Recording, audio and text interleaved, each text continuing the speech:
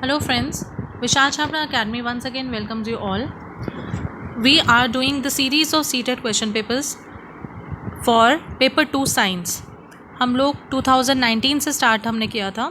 हम लोग पीछे से 2019 के पेपर्स, फिर हमने 2018 का करा, फिर 2017 में देयर वाज नो पेपर, 2016 में we have covered both the papers and कल हमने 2015 का एक पेपर किया था जो फरवरी में हुआ था. आज हम 2015 का सितंबर का पेपर डिस्कस करेंगे, science content for paper 2. Let's start. We have question number 1 is there. You have two test tubes. The test tube A contains a paste of turmeric, whereas the test tube B contains aqueous solution of phenolphthalein. On adding a few drops of dilute hydrochloric acid to these test tubes, the contents of, फिर उसके बाद हमें 4 options दी हुई हैं. हिंदी में हम लोग कैसे करेंगे कि परख नली ए में हल्दी का पेस्ट भरा है, जबकि परख नली बी में फिनॉप्थिलीन का जली विलयन भरा है. इन दोनों परख नलियों में तनु हाइड्रोक्लोरिक अम्ल की कुछ बूंदें डालने पर इनके भरे परिवर्तन क्या होंगे. Option 1 is there. A would remain yellow while those of B would appear pink. Hindi में है कि ए में ये पीला रहेगा जबकि बी में गुलाबी दिखाई देगा. Second option is A would remain yellow while those of B would remain colourless. Hindi में है कि ए में पीला रहेगा जबकि बी में रंगहीन रहेगा. थर्ड है A and B both would appear red, दोनों लाल दिखाई देंगे.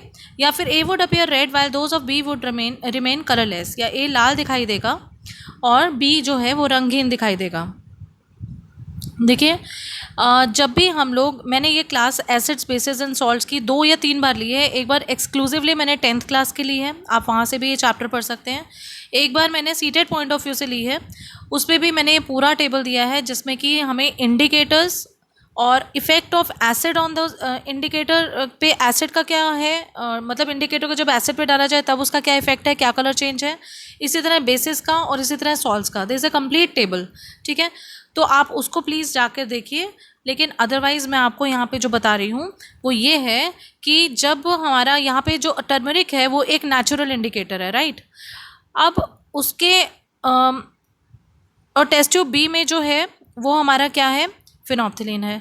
अगर हम लोग हाइड्रोक्लोरिक एसिड डालेंगे तो एक जो है दैट वुड अपीयर रेड. ठीक है, वो कैसा है, रेड कलर में हो जाएगा, और जो बी है वो कलरलेस रहेगा. मतलब ए जो है वो लाल दिखाई देगा और जबकि बी में रंगहीन रहेगा.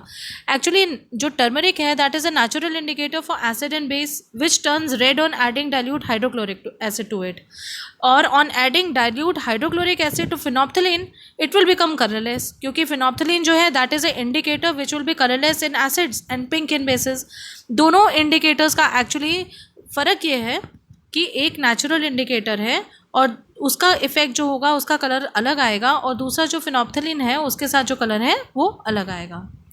ठीक है, नेक्स्ट हमारा क्वेश्चन है.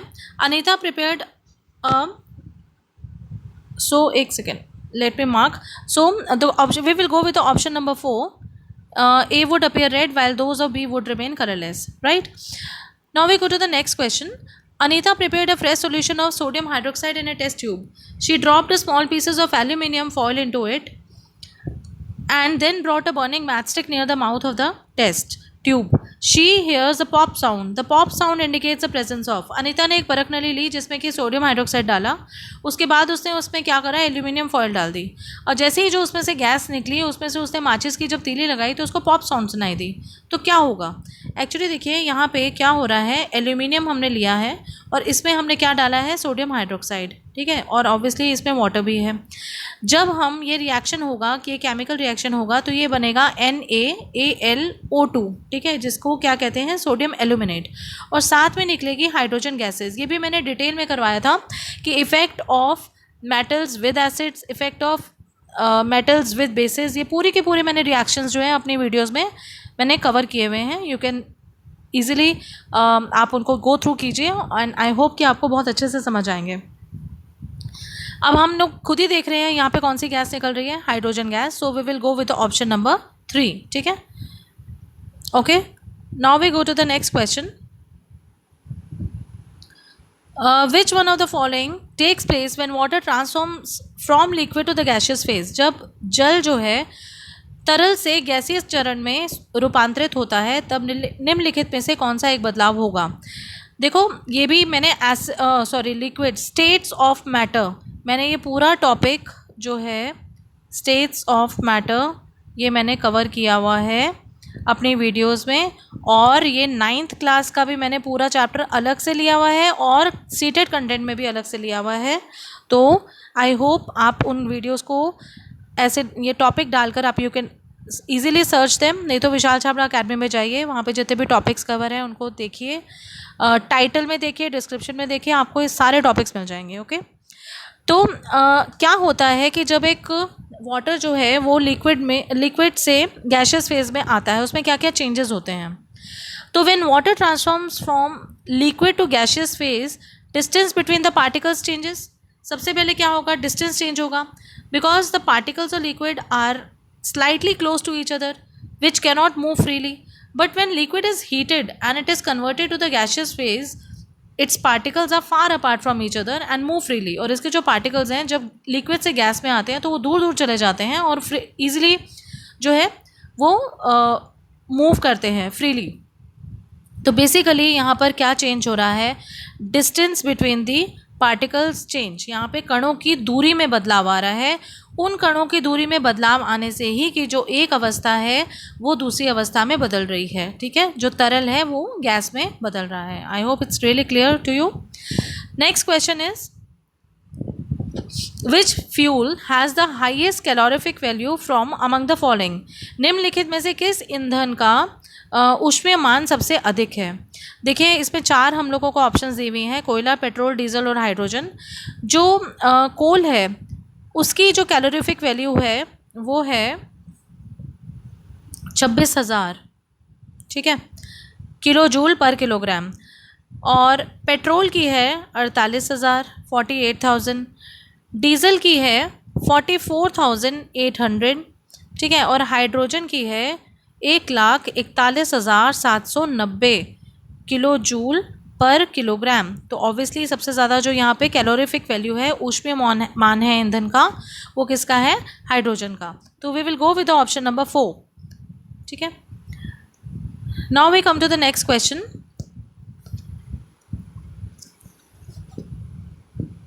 Match the organisms in column A with actions in the column B.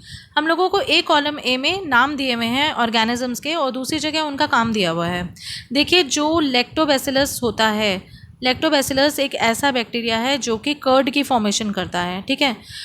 Malaria जो है वो प्रोटोजोआ से फैलता है, राइट। राइजोबियम जो है वो नाइट्रोजन फिक्सेशन करता है और वायरस जो है वो एड्स फैलाता है, ठीक है। तो फर्स्ट के साथ हमारा आ जाएगा डी, सेकंड के साथ आ जाएगा सी, थर्ड के साथ आ जाएगा ए और फोर्थ के आ जाएगा बी। तो हमारा फर्स्ट ऑप्शन बिल्कुल ठीक हुआ कि लैक्टोबैसिलस जो है वो दही के जमने के काम आता है। आपको मालूम है प्रोटोजोआ मलेरिया फैलाता है, राइजोबियम जो है नाइट्रोजन का स्थिरीकरण करता है और एड्स जो है वो वायरस की वजह से होता है। तो we will go with the option number 1 which is the correct answer. Okay, now we next come to the next question. Select the correct statement from among the following. पहला है irrespective of colour all leaves carry out photosynthesis. दूसरा plants can carry out photosynthesis even without chlorophyll, या plants with green leaves only carry out photosynthesis, या photosynthesis takes place only in the leaves, या सभी रंगों की पत्तियां प्रकाश संश्लेषण करती हैं, या पौधे क्लोरोफिल की अनुपस्थिति में भी प्रकाश संश्लेषण कर सकते हैं, केवल हरी पत्तियों वाले पौधे ही प्रकाश संश्लेषण करते हैं, या केवल पत्तियों में ही प्रकाश संश्लेषण होता है। देखो in the plants there are several other coloured leaf present other than green. हमें मालूम है प्लांट्स में जो है कि ना सिर्फ ग्रीन प्लांट्स होते हैं और भी कलर के होते हैं, and most of us think that only the green plants do the process of photosynthesis. और जनरली हम लोग यही सोचते हैं कि सिर्फ ग्रीन प्लांट ही फोटोसिंथेसाइज करते हैं, जो कि एब्सोल्युटली रॉन्ग है। ऑल दी लीफ, सारी पत्तियाँ carry out the function of photosynthesis irrespective of their colour, चाहे उनका कलर कुछ भी हो। Chlorophyll in non green plants is present hidden condition in leaf colour. Chlorophyll जो होती है जो नॉन ग्रीन प्लांट्स होते हैं, जैसे बैंगनी कलर हो गया, कुछ हो गया, तो उसकी हिडन फॉर्म में होती है, ठीक है। तो we will go with the option number 1। Hindi में भी एक बार समझ लेते हैं कि पहला सभी रंगों की पत्तियां प्रकाश संश्लेषण करती हैं। हाँ जी, सभी रंगों की पत्तियां ही प्रकाश संश्लेषण करती हैं। पौधे क्लोरोफिल की अनुपस्थिति में भी प्रकाश संश्लेषण कर सकते हैं, गलत ये भी नहीं है, लेकिन हमारा जो ऑप्शन जो सबसे सही जाता है चारों में से तो बेस्ट आंसर होता है, हम उसी को चूज़ करते हैं। फिर थर्ड और फोर्थ ऑप्शन है कि केवल पत्तियों में ही प्रकाश संश्लेषण होता है या केवल हरी पत्तियों वाले पौधे ही प्रकाश संश्लेषण करते हैं, तो we will go with option number 1 कि सभी रंगों की पत्तियाँ प्रकाश संश्लेषण करती हैं क्योंकि उनमें क्लोरोफिल जो होता है वो हिडन फॉर्म में होता है। ठीक है, we come to the next question. Rima tells her friend that ladyfinger is a fruit. Her friend Shahana disagrees with her. Which one of the following statements is true? Rima अपने दोस्त को बताती है कि भिंडी एक फल है। उसकी दोस्त शहाना उससे असहमत है। निम्नलिखित में से कौन सा कथन सत्य है? पहला, lady finger is a vegetable hence it cannot be a fruit, कि भिंडी एक सब्जी है अथवा फल नहीं हो सकती। दूसरा है, lady finger is eaten in cook form hence it is a vegetable, क्योंकि लेडी फिंगर को पकाया जाता है तो इसकी वजह से ये वेजिटेबल है, इसकी वजह से ये एक वेजिटेबल है। तीसरा है कि lady finger has seeds thus it is a fruit, कि लेडी फिंगर में सीड्स होते हैं इसलिए फ्रूट माना जाता है। या चौथा है कि lady finger has seeds that is thus it is a vegetable, क्या भिंडी में बीज होते हैं इसलिए वह एक सब्जी है। देखिए, जो भी चीज़ है, seeds are present only in the fruits of the plants because seeds are formed after fertilisation. बीज जो हैं हमेशा फ्रूट में होते हैं क्योंकि बीज तभी बनते हैं अगर फर्टिलाइजेशन हुई होती है। ठीक है, तो बीज का होने का मतलब ही यही है कि फर्टिलाइजेशन हुई हुई है, और फर्टिलाइजेशन कब होती है? जब वो फ्रूट में होते हैं। तो presence of the seeds in lady finger shows that it is a fruit. तो सीड्स का होना बिल्कुल यही कहलाता है कि भाई lady finger has seeds that it is a fruit, कि भिंडी में बीज होते हैं तो इसलिए उसको टेक्निकली जो है वो एक फल माना जाएगा। ओके, फिर है कि which hormone in our body helps us to adjust to stress when we are angry, embarrassed और वरिड। जब हम क्रोध में होते हैं, शर्मिंदगी में होते हैं, चिंता में होते हैं या बहुत स्ट्रेस होता है, तो हमारे शरीर का कौन सा हार्मोन जो है वो तनाव को समायोजन करने में हमारी मदद करता है।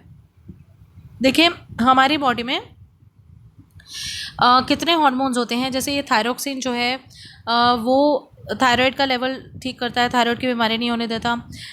एड्रेनलिन जो होता है उसको हम स्ट्रेस हार्मोन कहते हैं, या इसको 3F हार्मोन भी कहा जाता है। एड्रेनलिन को 3F भी कहा जाता है। इसको कि फाइट मतलब लड़ना, फिर उसके बाद फ्लाइट, ठीक है, एंड फिर बोला जाता है फ्राइट। 3F भी बोला जाता है। ये बिल्कुल सारी सर्कमस्टांसेस से, जितने भी हमारी स्ट्रेसफुल होती है सिचुएशन से, उसको हम लोगों को लड़ने की ताकत देता है, और ये निकलता है एड्रिनल ग्लैंड से। ठीक है, और ये इससे हमारी हार्ट बीट तेज़ हो जाती है, पेट में भी कुछ मतलब एक वाइब्रेशन टाइप सी होती है, तब ये एड्रेनलिन जो है वो सिक्रीट हो रहा होता है। इंसुलिन हमें मालूम है कि ये पैंक्रियाज से होता है। ठीक है, और एस्ट्रोजन हार्मोन्स भी हमारी बॉडी में होते हैं जो कि लेकिन स्ट्रेस से रिलेटेड नहीं होते। तो स्ट्रेस से जो रिलेट करेगा वो है हमारा एड्रेनलिन, जिसको कि स्ट्रेस हार्मोन कहा जाता है। ठीक है, we come to the next question. Match the edible parts of the plants in column 1 with those of column 2। खंड 1 में दिए गए पौधे के खाने योग्य भाग को खंड 2 से मिलाइए। पहला जड़, तना, बीज और फल है, जिसको कि मूंगफली, सेब, गन्ना और गाजर दिए हुए हैं, उनके साथ मिलान करना है। ये कैसे होगा? जो रूट है, जड़ है, वो गाजर से मिलती है, मतलब गाजर जो है जड़ वाला है, तो रूट का जो होगा वो कैरेट होगा। स्टेम जो है, जो गन्ना होता है, वो उसमें स्टेम ही खाते हैं हम लोग। एडिबल पार्ट उसमें कौन सा होता है? स्टेम होती है। सीड जो होती है, मूंगफली का हम बीज खाते हैं तो उसको ग्राउंडनट कहते हैं। ठीक है, और उसके बाद जो फ्रूट है वो एप्पल होता है, फल जो है वो सेब होता है। तो विल गो विद एक के साथ हमारा आ जाएगा 4, एक के साथ हमारा डी आ जाएगा, सेकंड के साथ हमारा आ जाएगा सी, थर्ड के साथ हमारा आ जाएगा ए, और फोर्थ के साथ आ जाएगा बी। तो we will go with option number 1 which is absolutely right. We go to the next question. Which one of the following represents a group of human diseases caused by virus? देखो, निम्नलिखित में से कौन सा विकल्प virus द्वारा मनुष्य को होने वाले रोगों के समूह को दर्शाता है? पहला ऑप्शन उन्होंने दिया है मीजल्स, चिकन पॉक्स और हेपेटाइटिस। ठीक है, ये तीनों जो ऑप्शंस हैं इसके, ये वायरस से रिलेटेड हैं। दूसरा जो है इसमें चिकन पॉक्स है, मलेरिया है। मलेरिया वायरस से रिलेटेड नहीं है, ये वेक्टर से बॉर्न है। ठीक है, वेक्टर मतलब प्लाज्मोडियम जो है वो निकलता है एनोफिलिस मॉस्किटो, उसको हमारी बॉडी में इंजेक्ट करती है, तो इसलिए कंटेजियस होता है और ये वेक्टर बॉर्न डिजीज़ कहा जाता है। तीसरा है मीजल्स है, पोलियो है, टाइफाइड है, जिसमें आपको मालूम है कि जो सिर्फ पोलियो है वो जो है वो वायरस से है, मीजल्स भी आई थिंक वायरस से है, लेकिन टाइफाइड जो है वो बैक्टीरियल है। और लास्ट ऑप्शन में भी ट्यूबरकुलोसिस और टाइफाइड ये दोनों जो हैं ये क्या है, बैक्टीरियल है। लेकिन हम लोगों को यहाँ पे कौन सा जवाब देना है, जो कि वायरस से है। तो वायरस में हमारा जो फर्स्ट ऑप्शन आएगा कि खसरा, चिकन पॉक्स और hepatitis A, will go with option number 1 which is absolutely right. Okay, we go to the next question now. Which one of the following represents a group of autotrophs? निम्नलिखित में से कौन सा विकल्प जो है वो स्वपोषी के समूह को दर्शाता है? स्वपोषी या ऑटोट्रॉफ्स वो होते हैं which can prepare their food on their own by the process of photosynthesis, जो कि अपना खाना स्वयं बनाते हैं प्रकाश संश्लेषण की प्रक्रिया से। देखिए, अगर हम इसमें जाएं तो हम सारी ऑप्शंस को देखेंगे। पहला ऑप्शन जो है उसमें एल्गी, स्पिनच, टोमेटो और बनाना आते हैं। शैवाल मतलब जो कि काई होती है ग्रीन कलर की, जो फोटोसिंथेसाइज करती है। पालक ग्रीन कलर की होती है, वो भी फोटोसिंथेसाइज करती है। टोमेटो और बनाना जो है वो फ्रूट्स है, लेकिन फोटोसिंथेसाइज वो भी करते हैं, तो इसको हम अभी होल्ड पे छोड़ते हैं। अब हम सेकेंड ऑप्शन पे जाएंगे जिसमें एल्गी तो ठीक है। कसकटा या डॉटर या अमरबेल जो होती है वो बिल्कुल जो होती है पैरासिटिक होती है। पैरासिटिक मतलब दूसरे के ऊपर डिपेंडेंट रहती है, तो ये ऑटोट्रॉफ तो बिल्कुल भी नहीं है। उल्टा ये दूसरे का खाना खा जाती है, ऑटोट्रॉफ का खाना खा जाती है, उसमें पैरासाइट की तरह बिहेव करती है। बनाना और मैंगो जो है हाँ वो बिल्कुल ऑटोट्रॉफ हैं, तो इसमें कसकटा नहीं था तो वो हम काट देंगे, अमरबेल को काट देंगे। थर्ड ऑप्शन में हम देखेंगे तो मशरूम जो है वो फंगस है, यीस्ट भी जो है वो फंगस है, ठीक है, ये दोनों तो गए, तो ये भी नहीं हो सकता। लास्ट अगर ऑप्शन देखें तो उसमें मशरूम भी नहीं है और डॉटर भी नहीं है, ठीक है, तो ये भी रह गया। तो हमारा जो फर्स्ट ऑप्शन था जिसमें कि चारों के चारों जो हैं वो फोटोसिंथेसाइज करते हैं, प्रकाश संश्लेषण प्रक्रिया करते हैं, तो we will go with option number 1 which is absolutely right. Okay, now we come to the next question. Human nutrition includes nutrient requirement, mode of intake of food and its utilization in the body occurring in various steps. मानव पोषण में पोषक तत्वों की आवश्यकता, भोजन ग्रहण करने की विधि और शरीर में इसका उपयोग विभिन्न चरणों में होता है, ठीक है। हम लोग पहले खाना खाते हैं, फिर वो हजम होता है, फिर वो फिर उसको एब्जॉर्प्शन होती है, ठीक है। तो क्या इसके वो हैं सीक्वेंस क्या है एक्चुअली? देखिए, सबसे पहले हम खाना खाएंगे जिसको हम इंजेशन कहते हैं, तो पहला वाला डी ऑप्शन जो है अंतर्ग्रहण, जिसको हम खाना खाना कहते हैं। तो देखिए, अब दोनों पहले वाले में डी नहीं है और तीसरे वाले में डी नहीं है, तो इसका मतलब ये दोनों ऑप्शन जो हैं ये दोनों तो हो गई गलत, ठीक। अब दूसरा जो है, पहले हमने खाना खाया, उसके बाद फिर हमने इसको क्या करा, खाना खाने के बाद क्या करा, पहले तो हम खाना खाएंगे, ठीक है, डी हो गया। उसके बाद हम क्या करेंगे, उसको हम करेंगे डाइजेस्ट, ठीक। उसके बाद हम करेंगे उसको एब्जॉर्ब, उसके बाद हम करेंगे उसको स्वांगीकरण मतलब एसिमिलेशन, और लास्ट में हम उसको अपने बॉडी के वेस्ट निकालेंगे जिसे कहेंगे इजेशन, राइट। तो हमारा जो ये ऑप्शन है, ये ऑप्शन नंबर 2 जो है वो ठीक है कि पहला आ गया डी, फिर आ गया ई, फिर आ गया ए, फिर आ गया सी और फिर आ गया बी, तो फोर्थ ऑप्शन भी गलत हो गया। We will go with the option number 2 which is absolutely right. Okay, now we come to the next question. Yes, which one of the following is not the conductor of electricity? मतलब इनमें से कौन सा ऐसा option है जो कि सुचालक नहीं है? देखिए, मैंने कल की भी जो वीडियो बनाई थी उसमें भी आपको बताया था कि इलेक्ट्रिसिटी तभी कंडक्ट होती है तब जब उसमें फ्री आयंस होते हैं। जब फ्री आयंस ही नहीं होंगे, सॉल्ट्स ही नहीं होंगे, तो सॉल्ट में आयंस होते हैं, ठीक है, या तो उसके बिना इलेक्ट्रिसिटी कैसे कंडक्ट करेगी? विनेगर जो एसिड है उसमें इलेक्ट्रिसिटी कंडक्ट होती है, ठीक है, लाइम जूस में, सॉल्ट वाटर में, सब में होती है। सिर्फ एक डिस्टिल्ड वाटर ऐसा है जिसे आसवित जल कहा जाता है, जिसमें it is not capable to furnish the ions in it solution. ये इसके अंदर आयंस नहीं होते and it does not current allow the current to flow, क्योंकि मोशन ही नहीं होगा आयंस का, आयंस मूव ही नहीं करेंगे, तो obviously they will be the no flow of current, ठीक है। While salt water, vinegar and lime juice are electrolytes, बाकी के सारे जो हैं वो हमारे इलेक्ट्रोलाइट्स हैं, तो ऑब्वियसली उनके अंदर आयंस हैं एंड वो लोग करंट को फ्लो करेंगे, ठीक है। I hope it's clear. Now we come to the next question. Medium A is optically denser than medium B. Which one of the following statement is true? माध्यम A जो है माध्यम B से प्रकाशीय रूप से ज़्यादा सघन है। निम्नलिखित में से कौन सा कथन सही है? पहला है speed of light is more in medium A than in medium B. देखिए जो मीडियम रेयर होगा वहाँ पे ऑब्वियसली स्पीड ज़्यादा होगी, जो डेंसर होगा वहाँ पे स्पीड कम होगी, ठीक है, साफ सी बात है। और उन्होंने क्या बोला है कि मीडियम ए जो है ऑप्टिकली डेंसर है, तो ऑब्वियसली वहाँ पे जो स्पीड है वो कम होगी। Speed of light is less, तो we will go with the option speed of light is more in medium A than in medium B. No, I think it's wrong. The speed of light is less in the optically denser medium ना, तो light जो है वो denser medium है उसकी कम होगी, और जो A है वो डेंसर है, तो फिर speed of light is more in medium B than in medium A. Sorry, 1 is not the correct answer. एक बार मैं फिर समझा देती हूँ आपको। जो रेयर मीडियम होता है, रेयर मीडियम में हमेशा स्पीड ऑफ लाइट ज़्यादा होती है, और जो डेंसर मीडियम होता है उसमें हमेशा कम होती है। अब इन्होंने मीडियम ए जो है वो डेंसर बोला है, तो उसमें ऑब्वियसली जो स्पीड ऑफ लाइट होगी वो कम होगी, ठीक है। और मीडियम बी जो है वो रेयर मीडियम है, तो उसमें स्पीड ऑफ लाइट जो होगी वो ज़्यादा होगी। So we will go with option number 2 कि माध्यम ए की अपेक्षा माध्यम बी में प्रकाश की गति अधिक है, ठीक है। Okay, I hope it's clear. If तब भी कोई क्वेरी, कोई क्वेश्चन, कोई कन्फ्यूजन रह जाए तो you can ask me in my comment box. Now we come to the next question, question number 78। According to this paper, we are not crushed under the weight of the atmosphere. हम वायुमंडल के बाहर से पिचकते नहीं हैं, क्यों? ये भी मैंने प्रेशर की जब क्लास ली थी कंप्लीट बताया था, और ये क्वेश्चन भी उस पर डिस्कस करा था। क्योंकि हमारी बॉडी का जो प्रेशर है वो एटमॉस्फेयर प्रेशर के एग्जैक्टली इक्वल होता है। हमारे शरीर के भीतर का जो दाब है वो वायुमंडलीय दाब के बराबर होता है, और ये बाहर के दबाव को निरस्त कर देता है, इसलिए उसको कैंसिल कर देता है, जिसकी वजह से हम लोगों को वेट महसूस नहीं होता।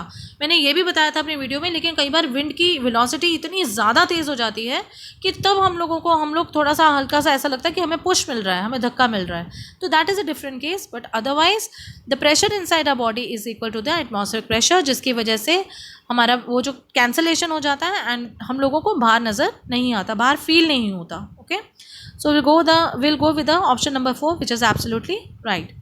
Now we go to the next question. A block of iron dropped in a vessel of water sinks to the bottom. देखो, अगर हमने आयरन का टुकड़ा पानी के अंदर डाला है तो वो बिल्कुल नीचे चला जाता है। ये किसकी वजह से होता है? पानी के बर्तन में लोहे का एक खंड डाला जाता है तो वो तल में डूब जाता है। क्या रीज़न होता है? हम लोगों ने डेंसिटी का भी मैंने क्लास ली थी, तो डेंसिटी हमें मालूम है मास पर यूनिट वॉल्यूम होती है, राइट। फिर उसके बाद ये होता है कि हम लोगों ने बॉइंट फोर्स पढ़ा था, बॉयंसी पढ़ी थी। बॉइंट फोर्स हमने जो पढ़ा था उसको उत्प्लावन भी कहते हैं, ठीक है। ये मैंने इसकी पूरी क्लास ली थी और उसमें समझाया था अच्छे से कि ये कैसे काम करता है। तो बेसिकली क्या होता है कि the weight of the water displaced by the block, मतलब अगर आपने आयरन को पानी के अंदर डाला है तो जितना पानी ये काटेगा, मतलब डिस्प्लेस करेगा, वो उसका जो the weight of the water displace, जो उसने पानी को काटा by the block, is less than the weight of the block. तो उसका जो पानी कटने का वेट है वो आयरन के वेट से कम है। इसकी वजह से क्या होता है, जो आयरन की जो है वो ज़्यादा डेंस हो गया, उसका मास भी ज़्यादा हुआ, ऑब्वियसली वेट ज़्यादा हुआ, तो वो नीचे की तरफ जाएगा और सिंक हो जाएगा। फ्लोट बॉडी तभी करती है जब वो लेस डेंस होती है, ठीक है, रेयर होती है। तो we will go with the option number 2 कि ब्लॉक द्वारा विस्थापित जल का भार ब्लॉक के भार की तुलना में कम है, ठीक है। इसी वजह से वो सिंक करेगा। अगर वो ज़्यादा हो तो ऑब्वियसली वो फ्लोट करेगा। ओके, तो will go with the option number 2 which is absolutely right. Now we go to the next question. Which one of the following statement is incorrect? इनमें से कथन गलत कौन सा है? तो इसके लिए सबसे पहले ध्यान दीजिए कि इनकरेक्ट लिखा है। पहला है कि a drum vibrates with a low frequency therefore it produces a low pitch sound. एक ढोल जो है वो निम्न आवृत्ति पर कंपित होता है, तो उसकी जो ध्वनि होती है निम्न तारत्व की होती है। एक सीटी जो होती है उसकी हाई फ्रीक्वेंसी होती है, उच्च आवृत्ति होती है, इसलिए उसकी ध्वनि ज़्यादा तेज़ होती है। Generally the voice of a man is shriller than the women. सामान्यतः पुरुष की आवाज़ महिला की तुलना में ज़्यादा तीक्ष्ण होती है। पहले 2 ऑप्शन तो ठीक लग रहे हैं भाई, लेकिन ये हमें गलत लग रहा है। फोर्थ है a bird makes a high pitch sound where a lion makes a low pitch sound. क्या भाई ऐसा होता है कि चिड़िया जो है उच्च तारत्व की ध्वनि उत्पन्न करती है, जबकि शेर निम्न तारतों को धारता है, तो हाँ ये भी वैसे फैक्ट है। तो हम लोगों को यहाँ पे इनकरेक्ट ढूंढना था, तो इनकरेक्ट हमारा ऑप्शन जो है थर्ड है। ऑब्वियसली आपको भी इस बात का पता है कि औरत चीखे आदमी चीखे तो किसकी आवाज़ कानों में ज़्यादा लगती है, राइट। तो we will go with option number 3, that is absolutely right. We go to the next question. There are 2 planets in our solar system which rotate from east to west. ठीक है, हमें मालूम है जो ग्रह होते हैं वो हमेशा वेस्ट टू ईस्ट वैसे मूव करते हैं, लेकिन हमारे पास 2 ऑप्शंस हैं, वीनस और यूरेनस, जो कि उल्टा करते हैं और इसको हम कहते हैं रेट्रोग्रेड मोशन। क्या कहते हैं? Retrograde motion. और यही दोनों ऑप्शंस हैं हमारे पास, तो will go with option number 2। शुक्र और यूरेनस ऐसे प्लैनेट्स हैं जो कि ईस्ट टू वेस्ट करते हैं। Okay, now we come to the next question. The major excretory product in the human beings is.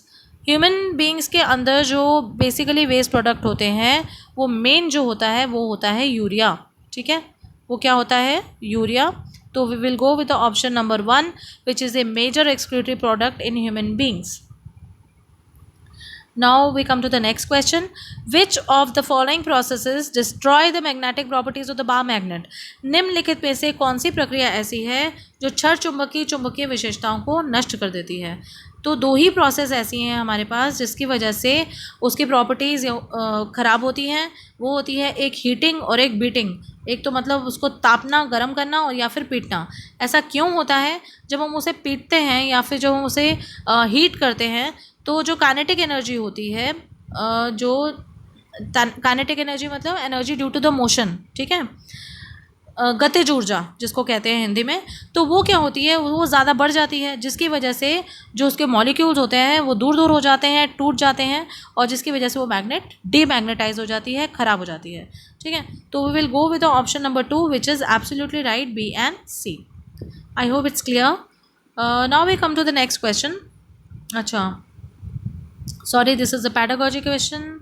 We'll go with the science content. Yes, this is actually a mixed question of pedagogy as well as science content, so we will cover that. A teacher places a lighted candle on the table in the classroom. He later covers it with a jar. एक शिक्षक ने क्या करा? कक्षा में एक जली मोमबत्ती को मेज पर रखा और उसके बाद एक जार से उसे ढक दिया। First thing is the candle stops burning after some time. जो मोमबत्ती है वो बुझ जाती है। दूसरा है air is required for keeping the candle burning. मोमबत्ती के जलने के लिए हवा का होना आवश्यक है। तीसरा है oxygen is required for keeping the candle burning, कि मोमबत्ती को जलते रहने के लिए ऑक्सीजन चाहिए। अब हमें यहाँ पे 4 ऑप्शंस दी हुई हैं। पहला ये है कि only statement A is an observation, वो सिर्फ अवलोकन है। स्टेटमेंट 2 है कि ए और बी दोनों ऑब्जर्वेशन है, कथन ए और बी अवलोकन है। थर्ड ऑप्शन है कि ऑल द स्टेटमेंट्स और ऑब्जर्वेशन के सारे ही अवलोकन है, या all the statements and inferences, सभी कथन जो है वो अनुमान है। देखो, आपको इसको देख के ही पता लग रहा है कि जो ए ऑप्शन है वो हमारी ऑब्जर्वेशन है, अवलोकन है, हम उसको देख रहे हैं। ठीक है, बाकी बी और सी जो हैं वो क्या है? इन्फ्रेंसेस हैं, कि हमने अनुमान लगाए हैं, इन्फ्रेंस निकाला है ये देखने के बाद। So we will go with option number 1, only statement A is an observation, केवल कथन ए अवलोकन है। Okay, now we come to the next question.